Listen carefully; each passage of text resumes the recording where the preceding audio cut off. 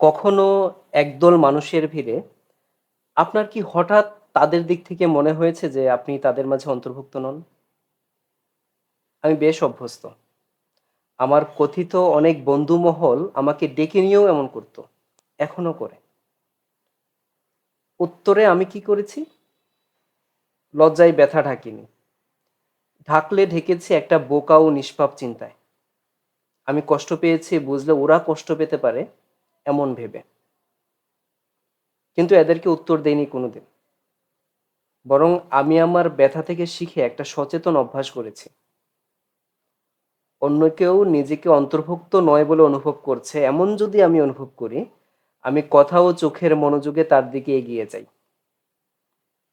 কেউ যেন নিজেকে অন্তর্ভুক্ত নয় বলে অনুভব না করে এবং অন্তর্ভুক্ত বলে অনুভব করে, আমি সেই কারণ হই।